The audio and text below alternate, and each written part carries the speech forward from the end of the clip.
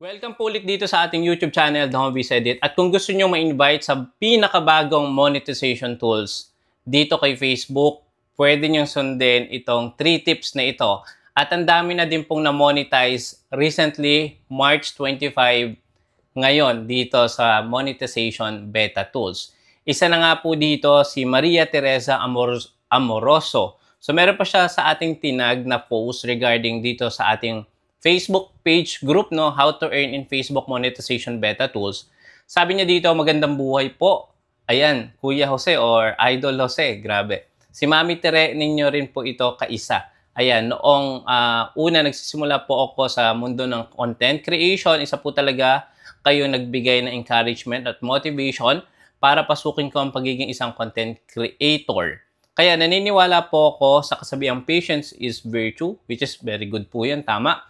Hindi po ako mawawala sa pag-asa at tiwala. Bagkos, nagtuloy-tuloy lang po ako sa mga ginawa ko at nag-e-enjoy. Kaya di ko na rin po inasahang mabibigyan ako ng chance na ma-invite dito sa beta content monetization ni Facebook. Kaya wag po kayong mawawalan ng tiwala. Una sa ating Panginoon, Diyos, at pangalawa sa ating kakayanan na makagawa ng tama sa tulong ng mga tamang tao. So, thank you so much, Maria Teresa. Shoutout po sa inyo. And eto, good news, meron na po siyang monetization beta tools na pwede na siyang kumita gamit yung kanyang mga stories, picture posts. Ito yung mga photo. Pwede rin kayong kumita dito. Meron tayong tinatawag na long form video, short form video, or under nga po yan ng content monetization. So, pinag-isa na yung tatlong features na yun. Actually, 4 na siya kasi nga sa stories is pwede na rin kumita. Okay, bukod po doon, nag-browse po ako kanina ng ilang mga na-invite din. Recently lang to, March 2025. So, isa na nga to. Ayan, si Ann Lord. Congratulations. Meron na din siyang content monetization. Si Ace Medes Del Monte, eligible na din siya. Si Ma'am Maria Teresa, na meron lang siyang over 3,000 followers na na-invite. So, ano nga ba yung dapat natin gawin kung gusto nating magkaroon katulad ng sa mga creator na ito? Number 1, ayan, meet Facebook eligibility requirements. Kailangan po nating ma-meet yung mga requirements ni Facebook. Hindi ko sinasabi na kahit konti yung inyong followers.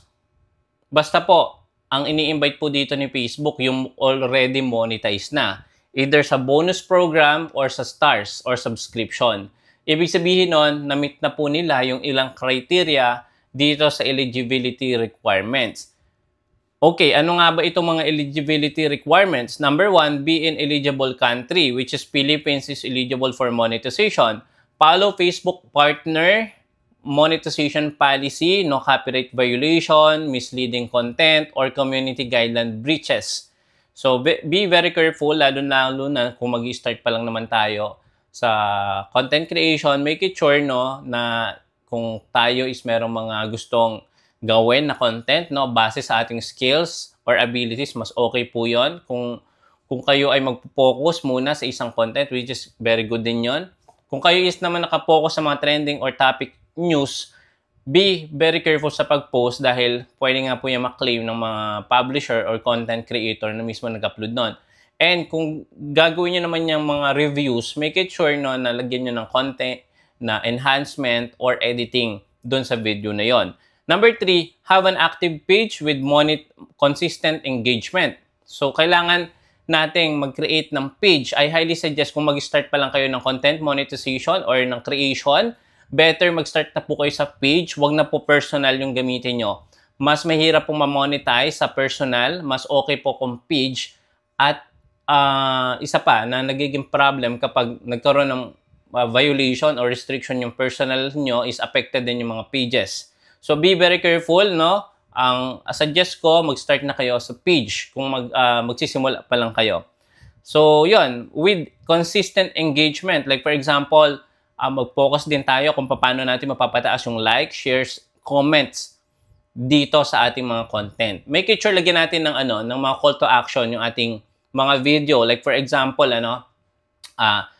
kung gusto niyo pa ng mga ganitong mga topics regarding sa content monetization or Facebook monetization, please don't forget, ayan, to follow or to subscribe sa ating Facebook or kung ano yung masasabi niyo dito sa ating topic ngayong araw. So, yun yung call to action para ma-build yung engagement habang kayo ay nagko-content, 'di ba? Merong mga nagko-comment, nagre-react sa inyong mga video.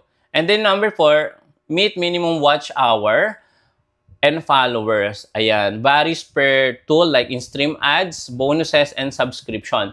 Nakadepende po talaga yung number of followers.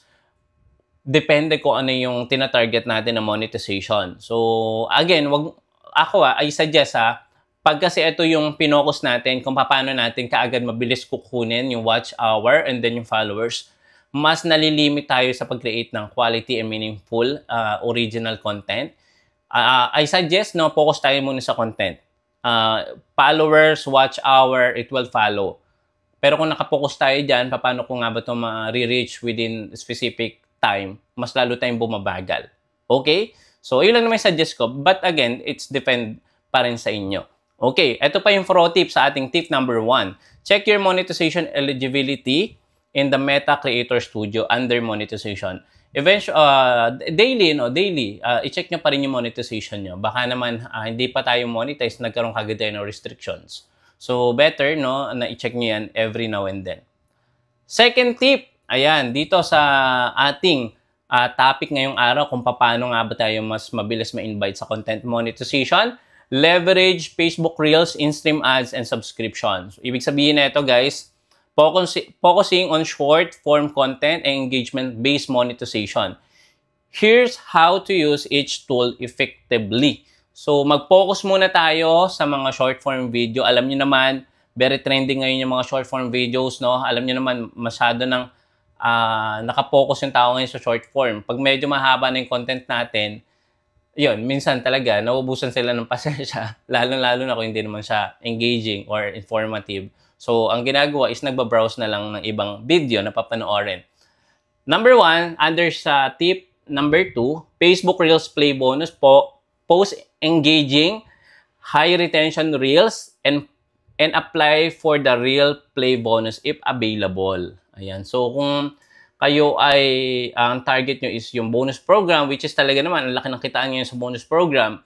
Pwede nga kayong kumita sa pictures, sa stories, diba? Yun, ang lalaki nun. As long na mataas yung engagement, mas malaki yung possible earnings nyo doon. By engagement po talaga ang kitaan ngayon dito kay Facebook. Number 2, tips under ng under tips number 2, in-stream ads. Monetization longer video. At least 3 minutes pataas kung ang focus nyo naman is sa stream ads. Why 3 minutes? Kasi sa long form video, nag-i-insert yan si Facebook sa gitna o sa unahan, sa gitna, at saka sa huli ng mga pre-roll o yung mga ads na nag-a-appear sa long form video.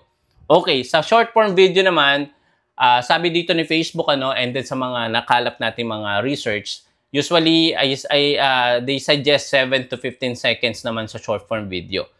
Okay, kung ang target nyo naman sa fan subscription and star, encourage fan to subscribe and send star during live stream to earn extra income. So, ito naman guys yung kung paano kayo kikita sa stars.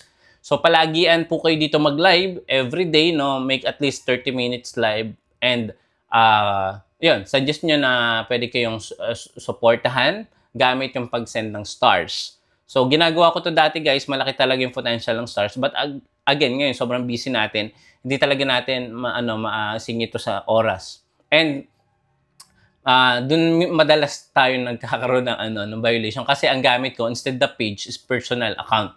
Okay, last tip number 3 sa ating pinag-uusapan, paano nga ba tayo ma-invite dito sa content monetization. Pero meron pa akong pro tip sa tip number 2. Engagement is the key. More interactions, likes, shares, comments, help Facebook recommend your videos to a wider audience and increase revenue. Again, yun nga po yung sinasabi ko sa inyo, no? Na nakabase na nga po ngayon sa like, comment, and share or engagement yung ating revenue and yung taas ng visibility. or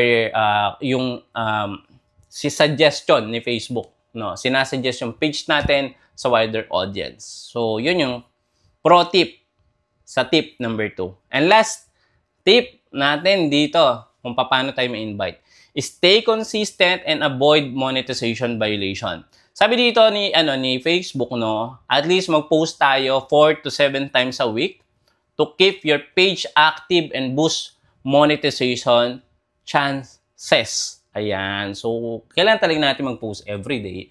Or kung kung hindi nyo kaya sa schedule nyo, meron tayong tinatawag na na scheduling post. Pwede kayo gumawa ng content sa isang araw. So, sample, sa isang araw, pwede kayong gumawa ng pitong videos. Then, ipopost nyo yan every day. Naka-schedule posting na siya. So, kahit nasa bakasyon kayo or meron kayong ginagawa, pwede nyo siyang i-post kahit hindi nyo siya i-post on that specific date. Diba? So, yun yung secret tip na yun sa scheduling post. Lalo-lalo na kung busy kayo or meron kayong trabaho or meron kayong mga meetings, meron kayong mga seminars na hindi nyo talaga magagawa mag-content doon sa mga days na meron kayong ginagawa. So, scheduling post is available yan na features ni Facebook.